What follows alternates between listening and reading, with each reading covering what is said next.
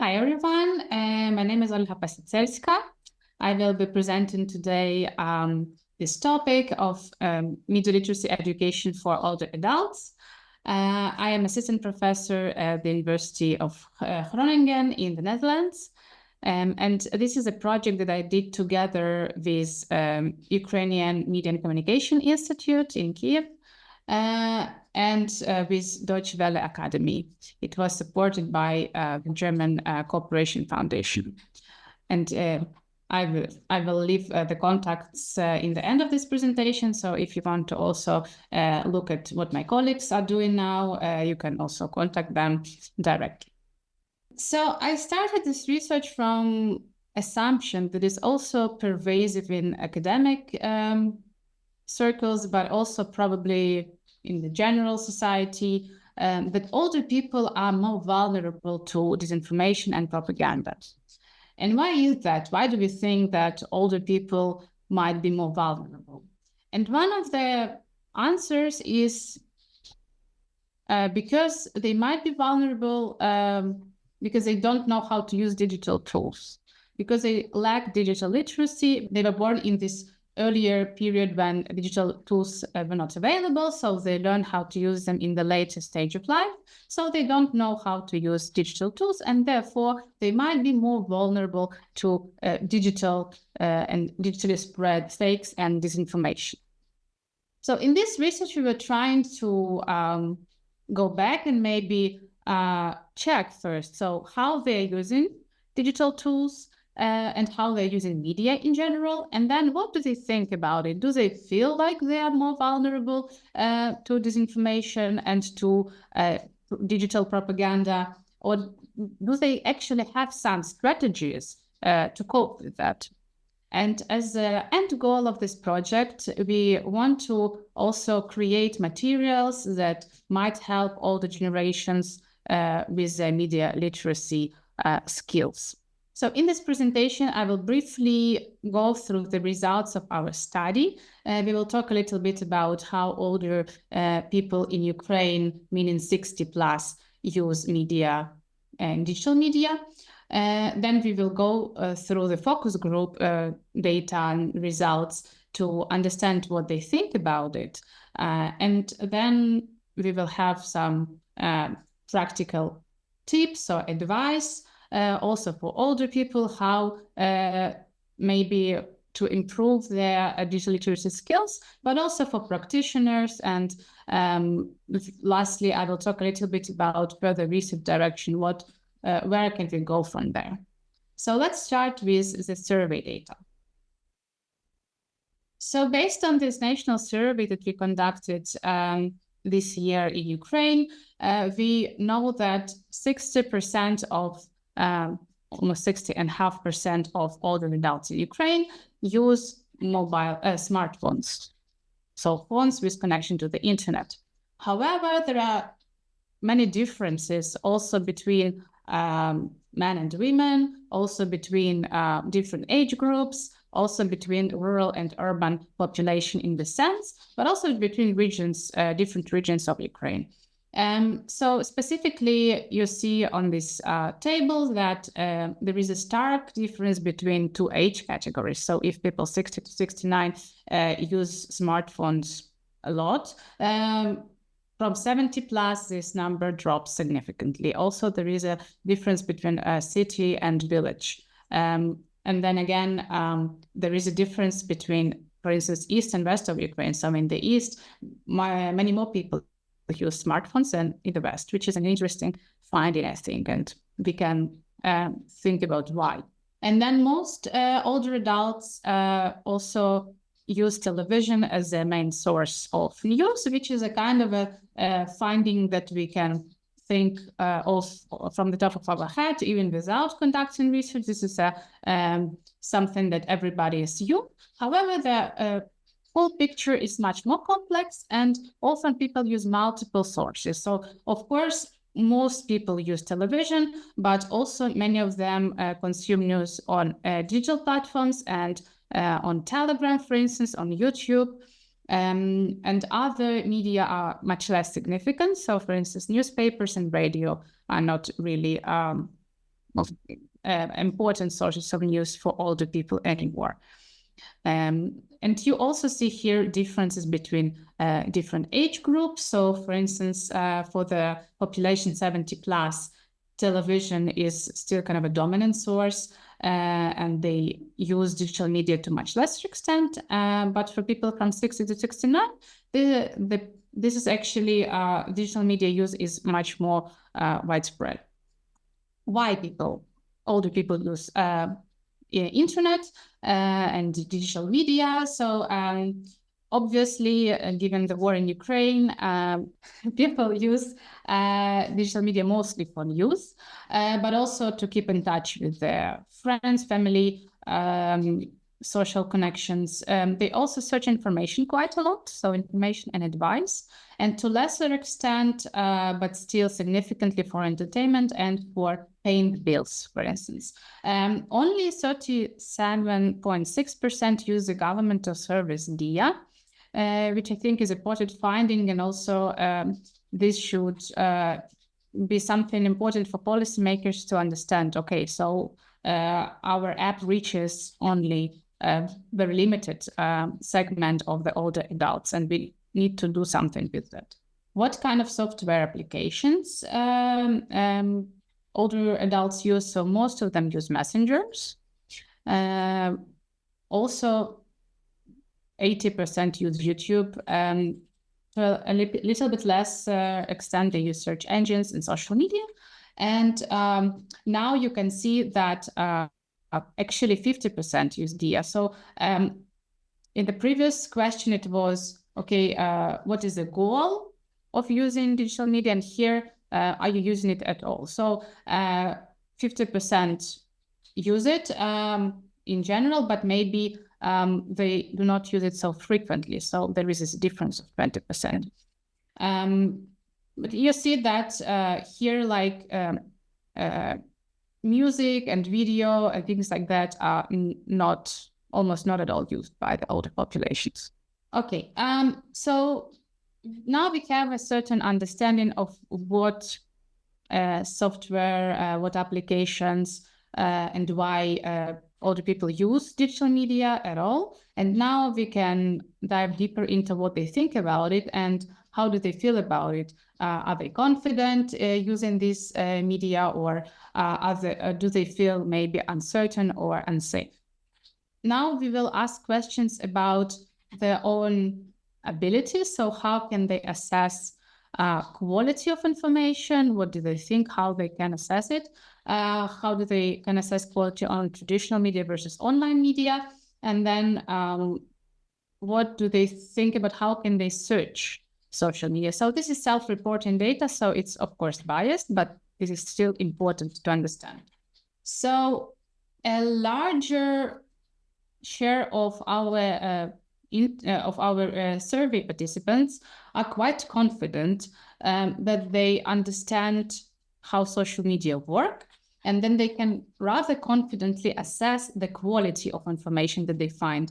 We don't see much difference between online and traditional media, so it's only 5 to 7-8% the difference there, which means that older adults not necessarily think that they are weaker critical thinkers on digital media. They actually approach this as a homogeneous or one media sphere, and they assess their critical skills almost equally in traditional media and digital media. So this is the difference between men and women. So men think about themselves as more confident users, and women are more modest in this sense, which I think is also important to understand the gender differences here.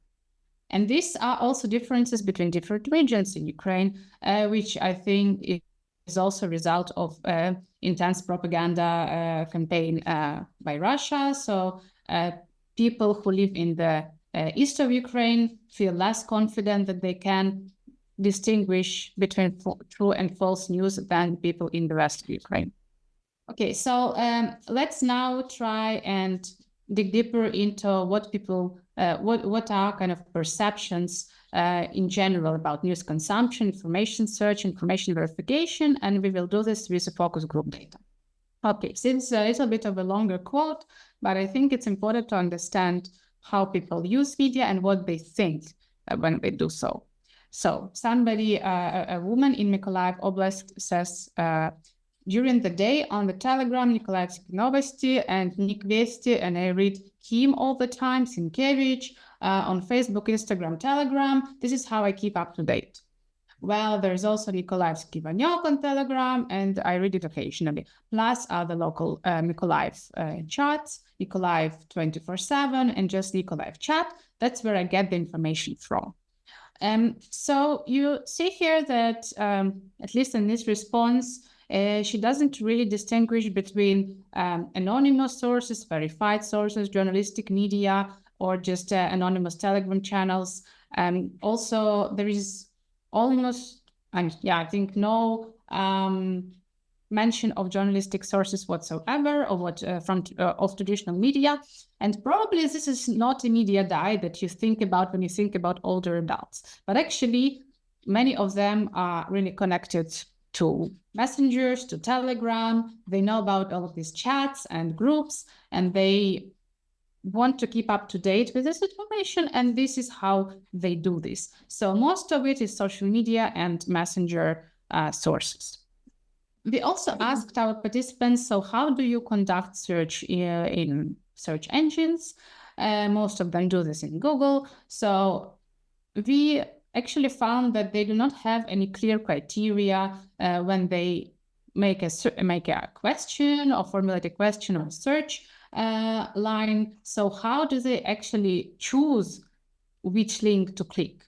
So this was from the focus group, and one man said, I start with the first one, I don't like it, then I leave this page and then I check the other link. And then another man confirms and say, same thing, the same. Is there any other way? This is the easiest one. You check the first one, then the second one, and so forth. This is from Ternopil Oblast.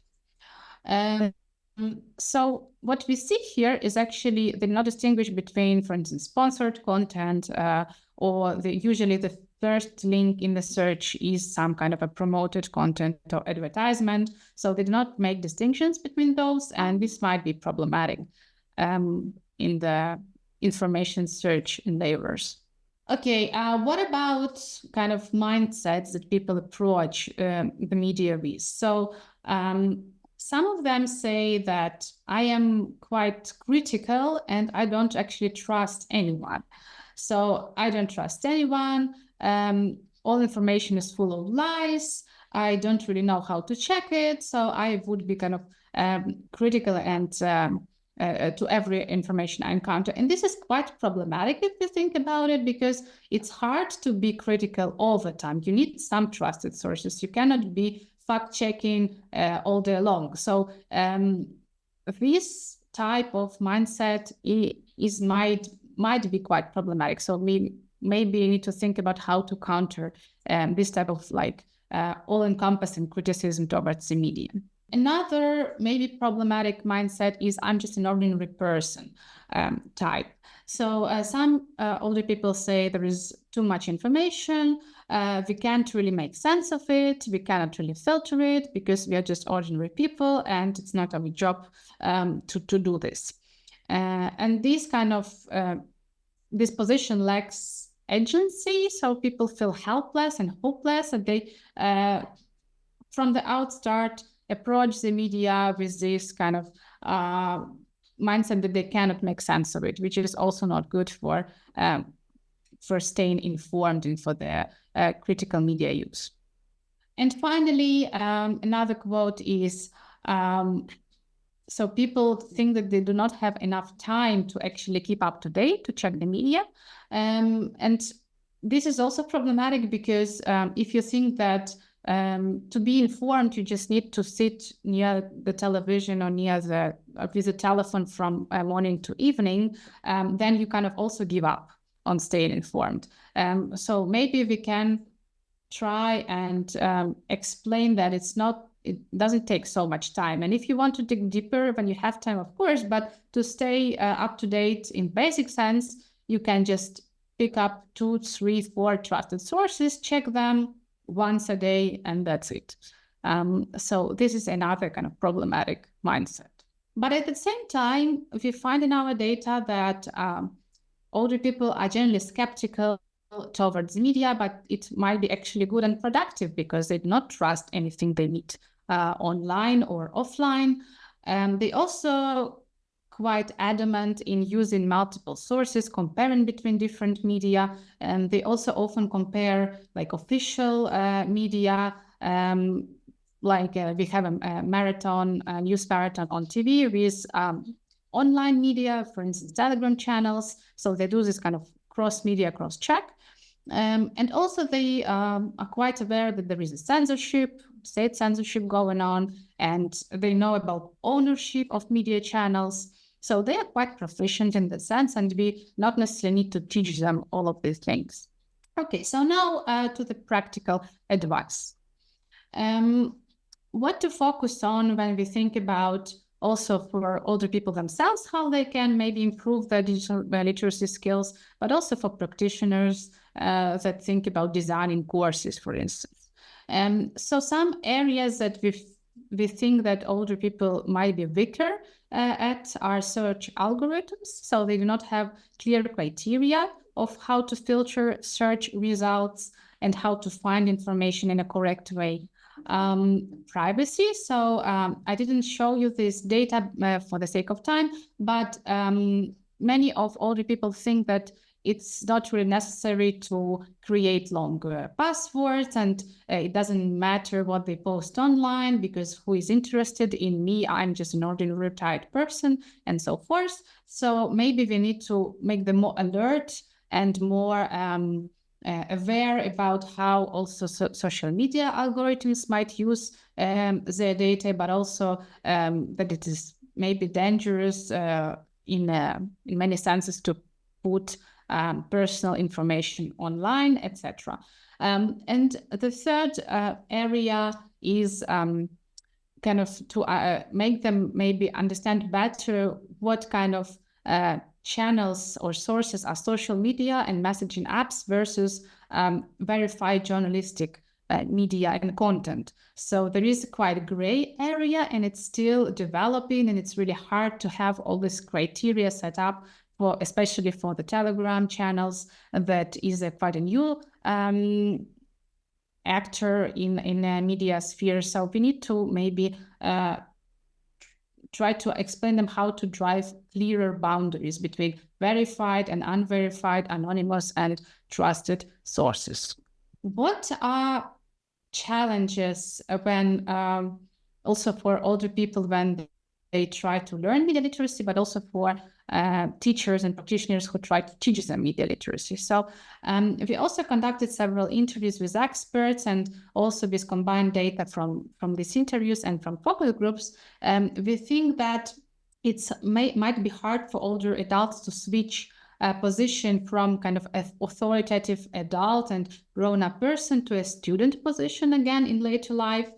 So this kind of switch might be challenging. So you need to invest more time and resources in this switch to start learning, to kind of be open to learning.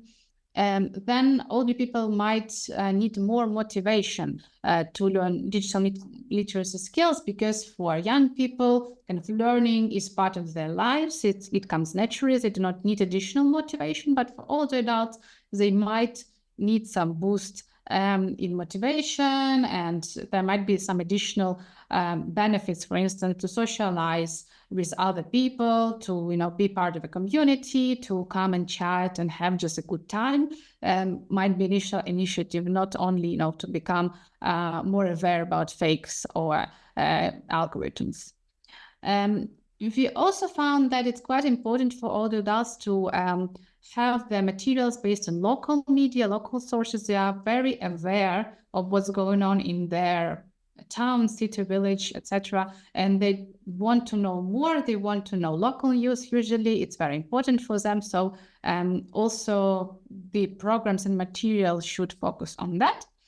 And finally, digital literacy or digital skills training should precede digital literacy in general. So, of course, you need to first learn how to use your phone to then filter the news there. So digital skills training should be a component in any digital literacy training, but probably it shouldn't be the goal in itself. So we want to teach people to use their mobile phones, but for what? So there should be a next step.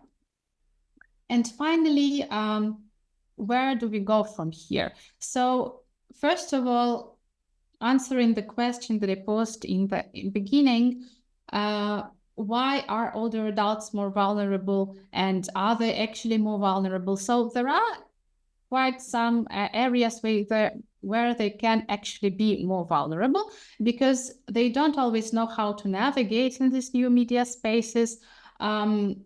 They also might trust their abilities a bit too much, so they are too certain, too confident in themselves to a certain account, that they know that they are critical, they know how to filter information.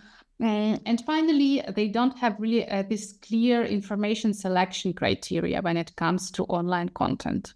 But with that, we show also that they have quite critical skills. They know how to cross-check cross-media and use multiple sources. So we can conclude that the focus might be a bit different, but they have same problems as the rest of the population. So they are not quite this, special group of people.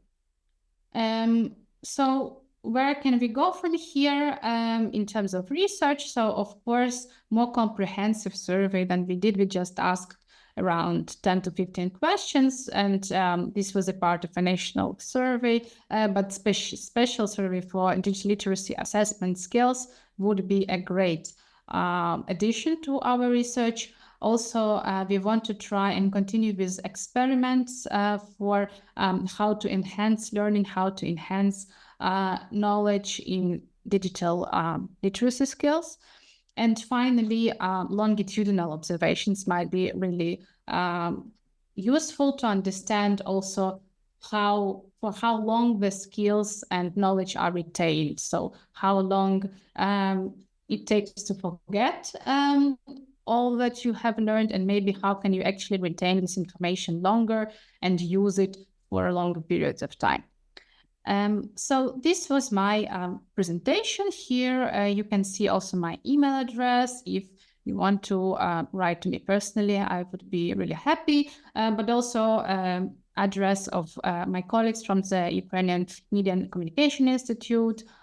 You can write to me and to them in Ukrainian, if you understand it perfectly well. And there is also a Facebook page of my colleagues and their website, so you can visit it and look what are they doing now, also in terms of media literacy, but also in other fields.